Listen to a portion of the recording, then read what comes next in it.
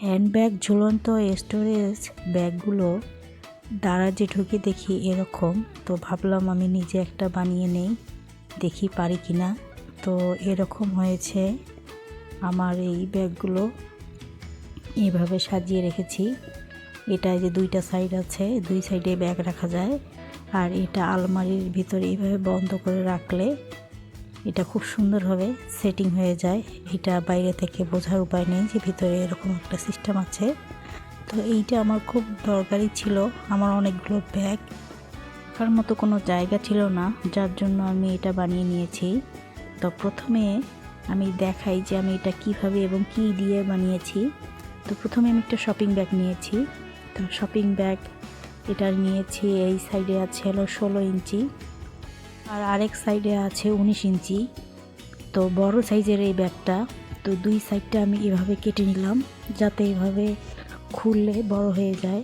তো দুইটা সাইড এভাবে কেটে নেওয়ার পরে এরকম হলো, এই যে এত বড় লম্বা হয়ে গেল। তো এর সাথে আমি এই পলি ব্যাগটা নেব। চাইলে আপনারা কাপড় নিতে পারেন, শক্ত কিছু নিলেই হবে। এটা দুইটা পার্ট আছে এই পলি ব্যাগটা। এই ব্যাগটা কিন্তু অনেক শক্ত, এটা কোনো নরম ব্যাগ না। এই শক্ত জিনিস অবশ্যই নিতে হবে, নইলে ব্যাগের ভারে ছিঁড়ে যেতে পারে। এই জন্য আমি এই পলি ব্যাগটা নিয়েছি। এই পলি ব্যাগটাকে দুই ভাগে কেটে আমি মাঝখানের শপিং ব্যাগের সাইজে করে নেব। তো এটা মাঝখান দিয়ে কেটে দুইটা পার্ট হবে এবং দুইটা পার্টকে এভাবে বিছিয়ে মাঝখানে শপিং ব্যাগ রাখবো এবং দুই সাইডে এই পলিগুলো রাখবো। তো সাইডগুলো কেটে আমি সমান করে লম্বা করে নিচ্ছি। এই যে এরকম নিচে দিয়েছি পলি, মাঝখানে থাকবে শপিং ব্যাগ এবং উপরে থাকবে পলি। তো একটা সাইডের ফিতা আমি এভাবে কেটে দেব, হ্যান্ডেল যেটাকে বলে। আরেকটা কাটবো না, ওটা আমি ঝুলন্ত অবস্থা রাখবো, এই জন্য আমি কাটবো না। তো দুইটা পলি ব্যাগ এভাবে রেখে আগে এগুলো সাইজ করে নিচ্ছি, যেহেতু এগুলো বাড়তি অংশ ছিল। এই যে একটার উপর রেখে এইভাবে রাখলাম। রাখার পরে যে আমি ঝুলন্ত যে সাইডটা রাখবো ওই সাইডটা আমি আগে প্রথমে যে এরকম সমান করে নিয়ে আমি এটা সুই সুতার সাহায্যে আগে এটা সেলাই করে নেব। এতে করে আমার জিনিসটা মানে সেলাইয়ের ক্ষেত্রে অনেক সুবিধা হবে। আর নিচের যে অংশটুকু থাকবে এটা কেটে ফেলে দেব না। এইটার মাপটা আমি পরে বুঝে শুনে তারপর আমি ইয়ে করবো। আর মাঝখানে এরকম করে উঁচু হয়ে থাকবে, তাই নিচের সাইডটা একটু বেশি বাড়তি লাগতো পলি ব্যাগ, এই জন্য রাখা হয়েছে। এবার সুই সুতার সাহায্যে আমি এই সাইডটা একদম লক করে দেব। এটা মেশিনের সাহায্যে সেলাই করতে হবে, কিন্তু তারপরও আমি এটা সুই সুতার সাহায্যে আমি এটা সেলাই করে নিচ্ছি। সেলাই করার সময় অনেক সুবিধা হয়।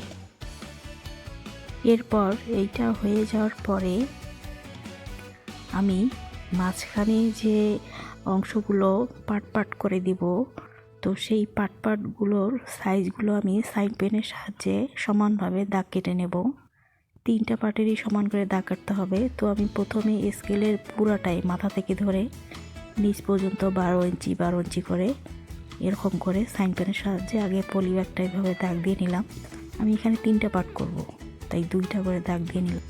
এরপর নিচের অংশে আমি 11 ইঞ্চি পরিমাণ নিলাম। মানে আপনারা শপিং ব্যাগ বা যে কাপড়টা নেবেন সে অনুযায়ী আপনারা ব্যাগের সাইজ অনুযায়ী এই তিনটা পার্ট করে নেবেন।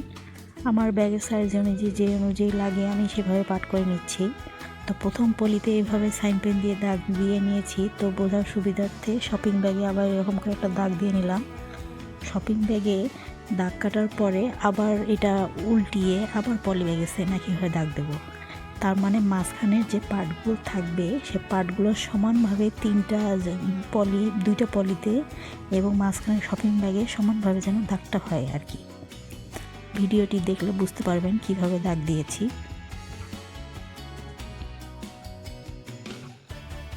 এভাবে শপিং ব্যাগে দাগ কাটা হয়ে গেলে অপর দিকেও সেম একইভাবে দাগ টেনে নেব এবং এটাকে উল্টিয়ে সেম একই ওই দাগটা বোঝাই যায় শপিং ব্যাগের মাঝখানে কোনটা দাগ।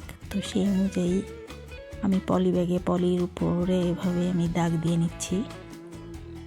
আর নিচের যে অংশটুকু আছে এটা অনেক বাড়তি থাকবে, কেননা এটা যখন মাঝখানের বিটগুলো পড়বে তখন এটা একটু উঁচু হবে, সেক্ষেত্রে একটু বাড়তি নিতে হবে। এই জন্য আমি নিচেরটুকু কাটলাম না, সবার শেষে আমি নিচেরটুকু কাটবো। আপনাদের ক্ষেত্রে একটা পরামর্শ, আপনারা মোটা এবং শক্ত জাতীয় পলি নিয়ে নেওয়ার চেষ্টা করবেন, এতে করে অনেক হার্ডি হবে জিনিসটা। এটা হচ্ছে মোটা ধরনের একটা পার্সেল আমি বক্স নিয়ে এসেছিলাম, যার প্যাকেট হিসেবে এটা ছিল। সেই পার্সেলের প্যাকেটটাকে আমি কেটে 4 ভাগ করে নিচ্ছি মাঝখানের বিট দেওয়ার জন্য। তো 2 সাইডে আমার 4টা লাগবে, নিচের সাইডটাতে আমি দিব না, এই জন্য আমি 4টাকে সমান করে কেটে নিচ্ছি। এবার এটা কিভাবে সেটিং করেছি সেটার সেলাইটা দেখাবো। এভাবে রেখে এভাবে দিতে হবে। তো সেলাইয়ের প্রথমে আমি আগে পলিটা যে সাইডে, সে সাইডের সাইন পেনের দাগটা অনুযায়ী ভিতরের সাইডটা আর কি, এটা বাহিরের সাইড নয়, ভিতরে শপিং ব্যাগের সাইডে আর কি, মাঝখানের এই প্রথমের শাড়িটাকে আমি এভাবে আগে যে 4টা আমি পলি ব্যাগটা কেটেছিলাম সেটাকে সাইন পেনের দাগ অনুযায়ী সমানভাবে এবার সেলাই করে নেব। এক পলিতে 2টা করে সেলাই দেব। এই যে একটা হয়ে গেল, এরপর আরেকটা নিচের অংশে আরেকটা দিয়ে এইভাবে সেলাই দিলাম।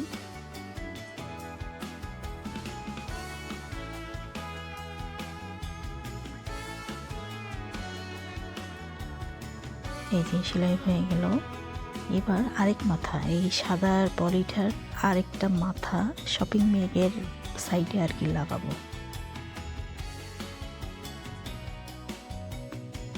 এই যে শপিং ব্যাগ, এবার এই শপিং ব্যাগের যে দাগটা দিয়েছিলাম সেই দাগটায় এভাবে আপনারা নিজেই বুঝতে পারবেন কিভাবে লাগাতে হবে। এইভাবে শপিং ব্যাগের একটা সাইড, এটা কিন্তু একটা সাইড আগে লাগাচ্ছি, সেম একইভাবে অপর সাইডটাতেও লাগাতে হবে। এবার শপিং ব্যাগ এবং এই শক্ত বলিটাতে এভাবে করে সেলাই দিয়ে নিলাম। এবার দ্বিতীয় সাইডটা এভাবে দেব সেলাই।